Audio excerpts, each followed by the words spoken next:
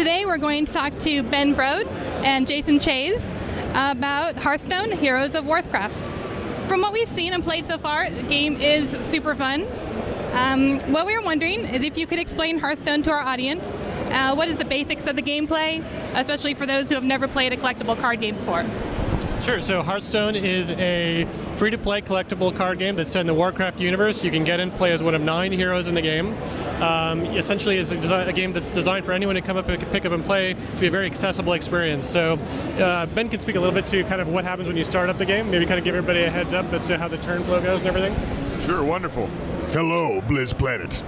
Yeah, it's a collectible card game, as you mentioned, and you choose one of 9 heroes. I'm a little bit reiterating. It's really fast-paced. You play minions and cast spells and equip weapons to crush your opponent, but it's really like whimsical and lighthearted as well. You can emote back and forth with your opponent. It's really fun. All right, great. So far in the demo, we've seen many minion cards, spell cards that can be played on the active player's turn. Is there any intention to have counterspell style interrupt cards? Given that we wanted the games to play really fast, we don't have any interrupt cards that you can play on your opponent's turn, but we do have counter spells and things like that that you play on your own turn that the opponent can run into, so you can kind of put down some things that your opponent has to navigate. They know that they have something up your sleeve, but they don't know exactly what it is, and they have to try and work around it. That sounds great. In Magic the Gathering, you can have up to 4 cards of the same kind in the same deck. Are there any intentions like this or any limitations in deck building in Hearthstone? Absolutely. There's a 30-card deck that you build, and you can only have up to 2 copies of any one card. And the highest rarity, legendary, you can only have 1 copy of those cards. So it makes collecting a little bit easier because you don't need so many copies of each card. And it also makes deck building a lot easier because on an online space, it's sometimes tough to manage a lot of cards, and 30 is plenty to play a really interesting, varied game. And so I think we did a good job with that. When watching the demo, some people were confused on how the mana resource works. Can you explain how that works in the game? The mana resource? Yeah, sure. So basically the players will be getting 1 mana every turn. At the start of every turn you're awarded a new mana crystal. Those kind of accumulate over time, so you can get up to 10 mana crystals.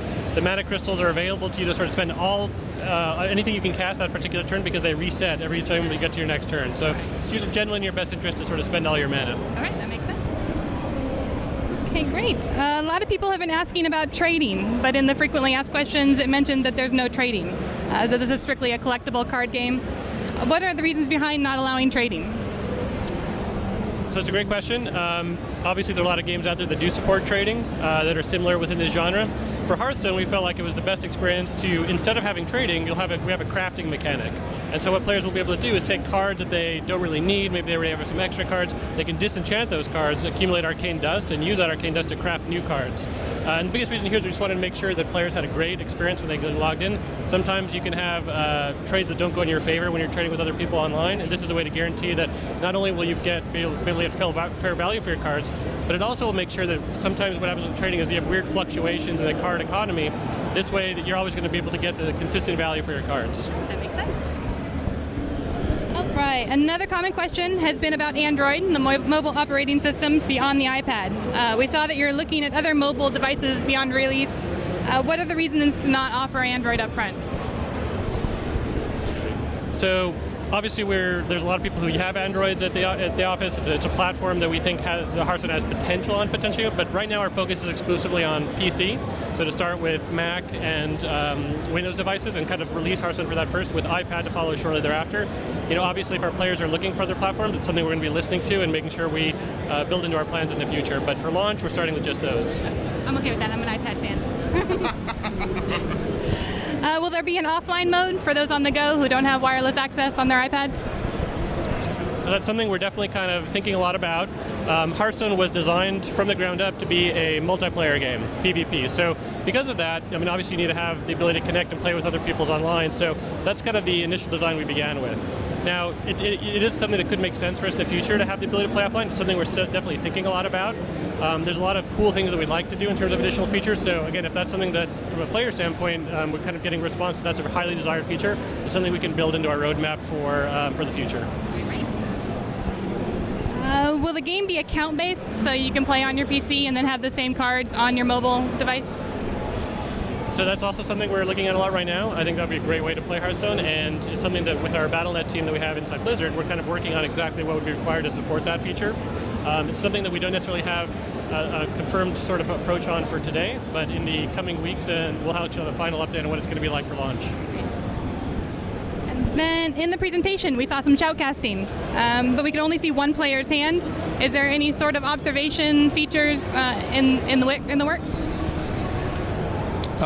I think this game could be really incredible as an esport, but we don't really know necessarily right now because nobody's really got a chance to really dive into it. So we're going to wait and see what happens at the beta, see what players are excited about, and see if that's something that we want to spend our time doing as opposed to other features that players might be more excited about. So we'll see what players want.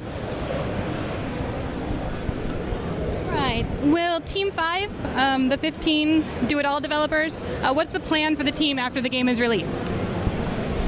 So our main focus right now is on Hearthstone. Like all of our other Blizzard games, we intend to support Hearthstone well after launch. We're going to have new content coming out in the future, and so that's all of our focus right now. We are excited about the potential for other things we could do, but all of our energy right now is going to this game and make sure it has an awesome launch. Have there been any discussions yet on how you'll expand the game beyond launch?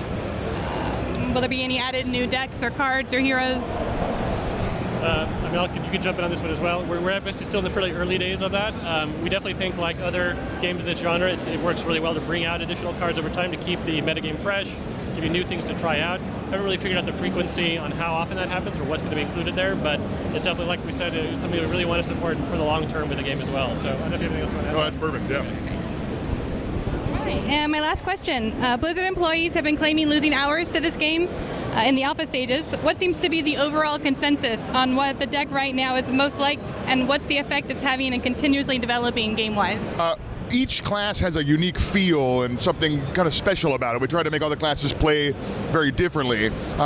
Right now we're seeing a lot of people who really like Rogue. Rogue has a mechanic on a lot of its cards where this card does something a little extra if you've already played a card this turn, and we call it combo. And that really makes it kind of difficult to figure out which card to play first because you may not get the combo effect on that card, but if you play something else first, you might get that combo effect. And right now players are really enjoying that, but we're seeing a lot of people in games with all the classes. They're all really interesting, and so they're really enjoying it. Do you have a favorite? Rogue is yours? I have a lot of favorites, but I'm currently playing a lot of Warrior and Druid. And what's your favorite deck right now? I like to play a lot of Shaman, and there's a little bit of Mage as well.